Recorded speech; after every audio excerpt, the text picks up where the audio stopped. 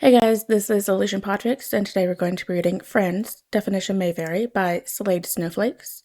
The summary is, Bruce Wayne and Lex Luthor are not friends. However, Bruce Wayne's persona Brucie is about to redefine what friends means, and due to a series of weird and random moments, Bruce is about to learn that Lex Luthor could be a friend, whatever that means. Alright, without further ado, let's hop right into Chapter 1. Everyone has secrets, and Bruce Wayne has many. Over the years, he has cultivated so many secrets they are engraved in his very nature. The seams that keep his life private, in order. All of Bruce's secrets make up who he is, and there are no secrets that he'd be willing to change. Except one. There is one secret that he considers the most dangerous, equal parts embarrassing and horrifying. The secret is that no matter how much time Bruce has spent trying to retire from the limelight that is billionaire parties and glorified galas, he can't seem to get rid of Brucie Wayne. After spending the last 20 years trying to outshine and outdumb his personality to cover his nightly activities, Brucie Wayne has become part of who Bruce is.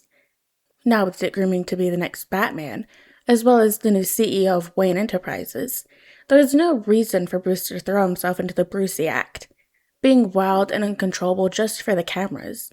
However, no matter how much he tries, Bruce can't seem to kick Brucie. It's not that Bruce likes the parties and fake people and long nights. He hates them with the very core of his being. Bruce Wayne's problem is almost Pavlovian in nature. For once the champagne glass is put in his hand or a petite hand grabs his arm, Bruce is there. And since he's been Brucie for so long, whenever a photographer says jump, he doesn't even bother asking how high anymore. 'Cause Brucie Wayne always jumps to attention. To be the biggest, the loudest, the most attention-getting fool that the paparazzi will love and adore. And that's the problem. A big one. Especially tonight at Luthor's Christmas Gala. Bruce's intent here was simple. Wayne Enterprises had recently acquired the tech company Novastem out from under Luthor's reach, and Bruce is trying to find out why Luthor wanted that company so badly. He did not come to this party to hand the cameras and make a scene, but like a moth to a flame, it just takes a flash of a lens and Bruce stands up taller, wraps his arm around the nearest waist and smiles. With minimal thought or effort, he's moving around with his newly acquired arm candy, following the photographer's commands like a puppet to pulled strings. With the Brucie persona on, Bruce would have probably spent the whole night chasing camera flashes and flirting, except the painful grip that latches onto his elbow as soon as the first photos are taken. Even through the pain, he can tell that the grip is only a warning, but it is enough to break the hypnosis that the cameras seem to have on him. Without turning away from the photographers, Bruce looks over his shoulder and comes face to face with Mercy, Luthor's bodyguard. "Sir." While her death glare is directed at Bruce, her words are being directed to Luthor, who is right next to Bruce Wayne, eyeing the arm Bruce has wrapped around his waist, the same arm that Mercy has in a death grip. Being the world's greatest detective, Bruce is able to deduce a lot of things really quickly. Oddly enough, the first thing Bruce notices is that the mistletoe above them. That is an odd thing to grab his attention since no one else seems to have noticed it yet. Probably due to the fact that Bruce had just manhandled his corporate rival into a series of friendly photos. Photos that the press is having a heyday with if you count how many flenses and flashes are being directed at them. Bruce isn't worried about that. The photos will be easy to turn into a weird PR benefit. Something about the Christmas spirit and goodwill to all. What does worry Bruce is that the Daily Planet has sent their two finest to the event. The couple is near the edge of the group of the photographers, eyes on Luthor and Bruce as if they blink, this weird Twilight Zone moment might vanish. Clark looks mostly confused and maybe a little concerned for the well-being of the Justice League's only benefactor at the hands of Mercy. However, Lois looks like she is already transcribing tomorrow's headline. It's sure to be something garish like, business bullies or corporate couple. Bruce won't like it, but he can work with that PR as well as any other. The next thing to catch his attention is Dick. Dick is near one of the exits, clenching a champagne glass so tight it might break. His face is scrunched in concentration, but it is gone just as quickly as it came. The look that replaces it can only be described as the anticipation of watching a train wreck.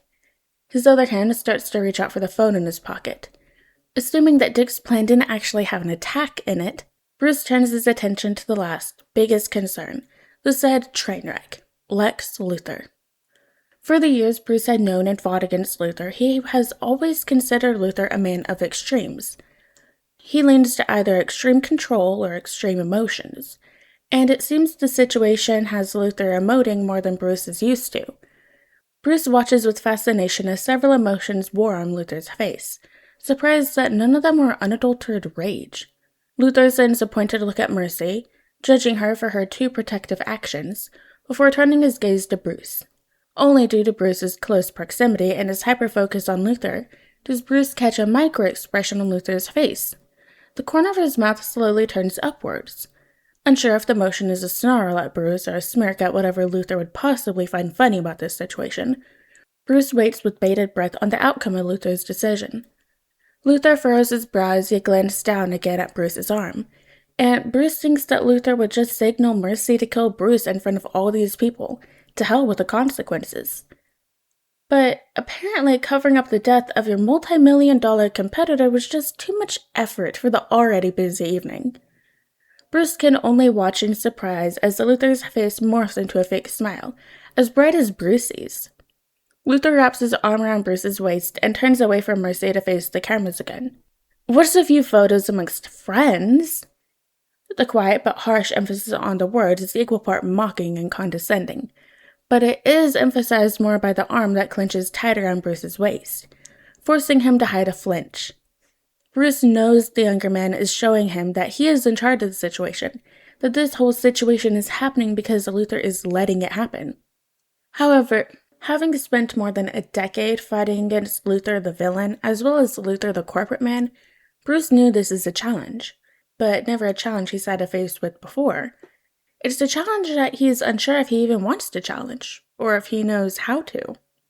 He ends up following Lex's direction and faces the paparazzi again, only for another camera flash to light up his vision. The need to stand up and show off quickly overcomes him. At this point, he is not sure if he's Bruce or Brucie, but he knows that his hand feels cold against Lex's cheek, as he slowly turns the younger man's face back to his. Knowing he has the man's attention, Bruce slowly looks up and watches with great satisfaction as Luthor's gray eyes follow the direction up. Bruce grins at the micro-scowl that crosses Luthor's face as he spots the mistletoe. With a soft whisper, Bruce leans in. And what is a kiss amongst enemies? Bruce had made many mistakes in his life. Not all of them can be blamed on Brucie Wayne, but this one he is blaming on Brucie Wayne, 100% blaming on Brucie. Because only Brucie would dare kiss one of the most manipulative masterminds in the world, mistletoe or not. And not as the means of a challenge, or heaven forbid, to actually get laid. No, he did it for the flash and the fame. Bruce knows that he can only pray for a merciful death to follow this. However, as the milliseconds tick by, his lips stay gently pressed to Lex's lip in a chaste kiss. Brucie is surprised. Bruce Wayne is terrified. Not only did Luthor let this happen, he's continuing to let it happen.